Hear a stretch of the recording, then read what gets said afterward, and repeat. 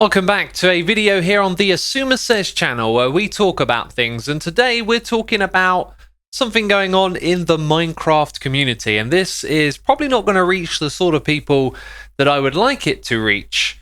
But anyway, let's talk about this. So Fwip on Twitter, another Minecraft YouTuber, says, as many of you know, I've taken a break from the SMP Legacy server due to burnout.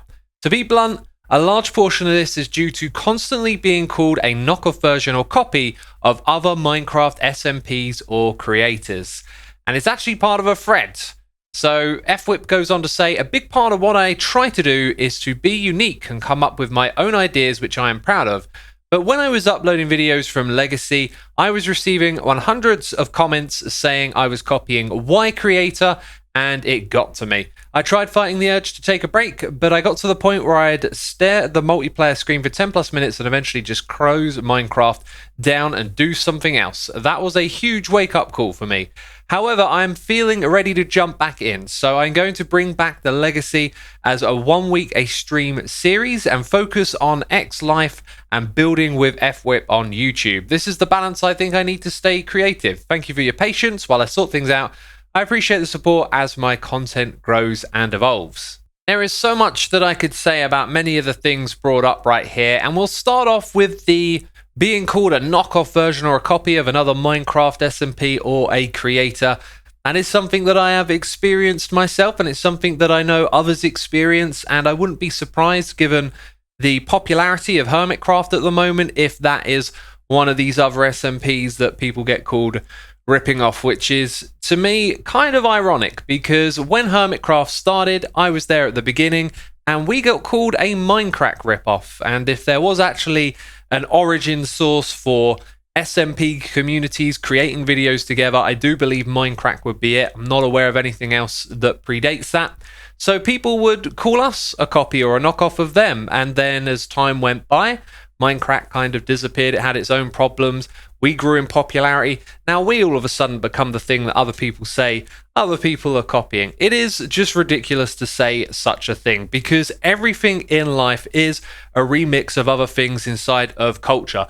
There is a quote that we stand on the shoulder of giants. That is because nothing we truly do is ever that unique or original. It all stems from other ideas, and the idea of being able to get together as a group of people, make videos on a server together and have fun, that is not an idea for any person or persons to own. That is something for everyone to be able to do and enjoy. And by going to a creator and telling them that they're knocking off someone else, that is just a destructive comment to give to that person. Everyone has the right to do it. If you're someone who comments like that, you have the right to do it as well. It is quite simply ridiculous. And as I pointed out, Hermitcraft isn't even the original thing to do this. Minecraft was the original, as far as I'm aware.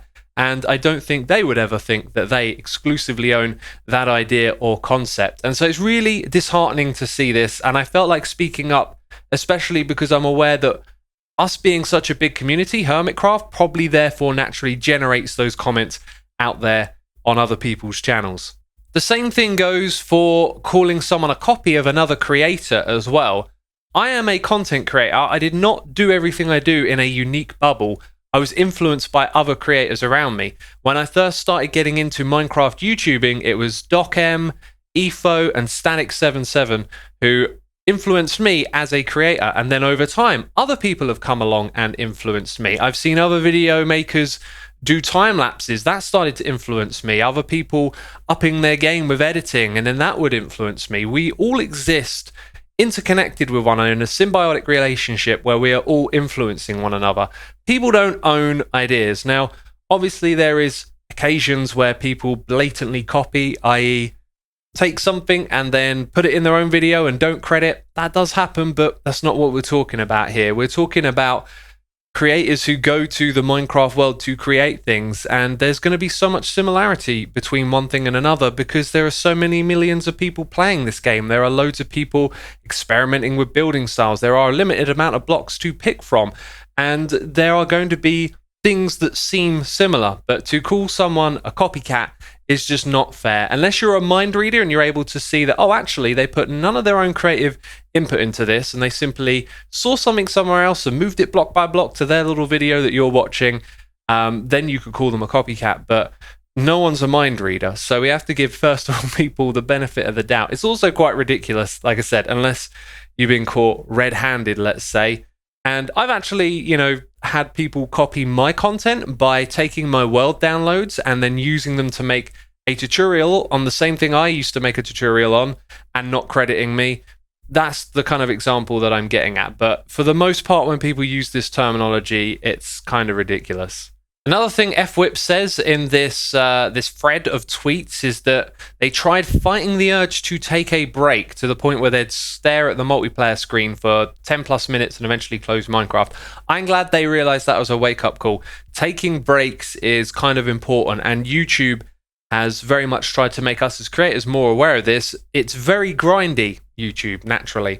And I am one who has done that grind and pushed through all the hard and difficult barriers to get my channel to where it is today. And I'm now in a position where I can take breaks whenever I feel something like this potentially happening. So I'm really glad that Fwip's kind of identified this problem. But it really does stem, possibly in this situation, from how people interact with the creators. So I want to bring up something that Pearlescent Moon tweeted out the other day. This tweet just feels so relevant right now. So Pearl said, the creative community encounters a lot of negativity and misunderstood wording while receiving or giving feedback, critiques, or tips. I decided to make a bit of a discussion thread on YouTube concerning the views of said experience. Any thoughts? So opening up the image, let's have a read of the bigger picture here. Discussion thread, feel free to give your opinion and view. So in recent times, I've come across valuable insight and well-worded approaches from creators and viewers alike. I wanted to make this post in reference to any feedback, critique, or tips people wish to give to anybody on certain topics. Instead of beginning a sentence with, you should, try out, you could. Don't tell someone how to do something, but rather inform them that there are more ways they could do something. Give them a choice. People should not feel like they have to do something to make you happy. They'll be more open to your feedback and more willing to accept it if it's insightful. For critique, don't just say, I hate this or this is bad. It does nothing except bring a person down. It's bullying and it can't hurt the passion of others. Why do it? Say why you're not fond of it and how you believe they could improve. From here, reference back to you could try this, not just do it this way, it's better. While you do this, don't say I hate this because of this. Rather go, hey, I think this could be improved by doing this. If you wanted to give it a shot, for example. Everything is subjective and down to personal preference. I see a lot of artists, creators, and individuals in general putting people down with negative wording quite often, and when questioned, they do not see how negatively it comes across. A small change of wording can go a long way for the mental health and passion of others. Do you guys experience this? Did you gain any insight from this post from realizing you tell people to do things rather than suggest? What are your thoughts? I'd love to create a discussion on the topic. I've also realized the wording of this almost sounds ironic, as it's a bunch of do's and don'ts, but I thought in this context it works, haha. Different situations call for different approaches. So I have a lot of thoughts and opinions around this discussion that we're opening up right here. I'd like to start off with two things. One is intent and the other one is API. API is always presume, I always get it wrong as well. It's assume positive intent. AAPI is always assume positive intent. Anyway, the idea being that when we read things online, it's hard to interpret tone in the words that are there. Words tend to be a bit cold and mechanical. And so if you assume positive intent, someone saying, you should do this, could mean they just watched the whole of your video, really enjoyed it, and then they want to tell you about an idea they had. Because when I watch videos, I know that I remix in my mind. I do that with a lot of stuff. With music, I think about how it could be different. What if that was played on this instrument? And I know people watching creative type of content will have those ideas spark in their head as well. You'll see me building with this block and you'll think, it could look better with this one over here. And then you write, you should build it with that block. And then for a creator, it can be easy to then interpretate that as, what you did sucked, you should have done this, right? And so I think it goes both ways here. That's what I want to bring to the discussion. That's why I bring up API. We as creators also need to have the mental tools to think about how we interact with people's words coming over to us through comments. And like I said, Language on the internet, words tend to be a bit cold and mechanical and easy to interpret negatively. Now, the other half of the point I want to bring to this is intent.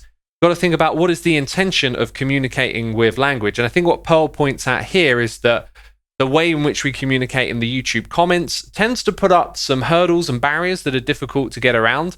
And the intention of someone commenting could quite often be positive. Again, going back to that example of if someone takes the time to watch a video and then comment, that's probably an all-round good thing, right? Unless you're doing something that's controversial and maybe got them in flames and typing, that's probably not the case, especially in the Minecraft community. We're watching people play our favorite game, being creative, and you're probably not sitting there watching a video going, oh, this is horrible, and I'm going to write an angry comment. So I think this discussion should be about making one another aware of how this kind of spins both ways. It's not all on the commenters, it's on us creators as well. We need the tools to be able to read comments smarter. I tend to catch myself when I'm reading them, slip into a little bit of a negative mood, let's say, as I read a couple of comments that come with the you should do this, you should do that sort of approach, and I remind myself I don't actually know what the tone of what they're trying to say is, so you have to pull yourself back from it. And then if we have commenters interacting with this discussion and seeing these examples, then they can pick them up as well. The most important thing, though, I think, is not to put blame on anyone, just to realize the hurdles and difficulties of using language over the internet. So anyway, I want to tie these two threads together now, but I'd also like to just touch on one thing about comments I really don't like is the use of memes. I've made videos about that because memes tend to try and make a joke out of something you're doing in your video. And sometimes it's like a punchline that goes right at the big thing that you did. So it could be like you built a massive, really cool new shop and you didn't realize that the other player was giving all that stuff away for free. And then it becomes a two-line meme where your hours of hard work seem to get undermined by someone looking for some thumbs up or cracking a joke. And so I quite dislike memes myself, and therefore I've spoken up about it, and that's changed the tone of my comments, and I think that's fantastic. So let's tie these two threads together. Sometimes you get comments that are like, so-and-so did that already, why didn't you do that? And that's actually another big one as well. You might have built some really cool, fantastical farm, and someone says, but you could have done this, why didn't you do that? And that's because there's many ways to achieve something in a game like Minecraft, and for me, I'm always looking for new and different ways. I've been playing this game for years, and so I know that there is some direct, cheap path to achieving some mob farm or whatever, but I always try and do things different each season. And I think the language of the comments, again, it just goes very blunt, and it's like, you could have done this, or so-and-so did that already. Whereas a better explained and articulated comment might make you aware that actually they really enjoyed your video and the project. They just wondered why you would choose to do all that instead of this other thing. And you know, they might have been impressed with your farm, and it just gets lost in the language because, they might be thinking, I really like what you did, but do you actually know there's this other way? I may have never said in my video, hey, I know you can do it like this. You get my point. You get my point. So back to the Fwip thread. I can understand how demotivating, demoralizing it can be to have the things that you work really hard on just compared to something else, some other name thrown in there, dismissing all that you've done. And I was once a really small YouTuber with not a big audience. It slowly grew over time, and some of my contraptions and creations that I come up spending my own time in my test world tinkering with redstone could just be dismissed outright by other people saying, so-and-so already done it in my comments. This was quite a few years ago as well. The comments used to be a lot more productive back then, but even then you would get things like this. And then I kind of over time became a big channel, reached 1 million subscribers, started to notice my name on other people's videos, and sometimes even people saying, you just copied Asuma, and I thought, no, they didn't. I watched what they did. That's similar to something I did, but it doesn't mean they copied me. And it's really weird to have seen the roles reversed over time, and that's now potentially happening with Hermitcraft. I'm not saying that this is about Hermitcraft, but I have a hunch that our name gets brought up in this tone of conversation quite often, given the size of our community. So I really felt it was important to speak out about this. And, don't hate on someone doing this as well. Perhaps I should have said this earlier in the video, but after hearing this, you might see someone going, no, you copied Hermitcraft, and then you might pounce and be like, no, don't say that because Asuma's video over here, right? We gotta talk civilly to people and open up the discussion, which is what Pearl did. And I think that tweet is a great example of how to get people thinking about this, how to get them talking. Also, a little edit post recording here. Just wanted to say, Nothing but respect for Legacy SMP and any other SMP community out there. There is no animosity, beef, or anything between Hermitcraft and any other Minecraft community. In fact, we actually encourage that and are happy to see that stuff happen out there. You know, when people ask, can we join Hermitcraft? One of the things we commonly say is, look, go and start your own Hermitcraft. Go have your own fun and adventures like we are. And so whatever other community is out there, there is no animosity between these communities. I think I can say it on behalf of other ones as well. That's just not what the Minecraft community is about. And yeah, just really wanted to say that. So throwing that in here. Hopefully this video has added to this discussion and conversation. And hopefully you've enjoyed it. And of course, I'll encourage you to comment down below. And, you know, don't just put, you could have made this video longer. Yeah. I've said all I needed to say. And yeah, that's it. Okay, thank you for watching. Bye-bye.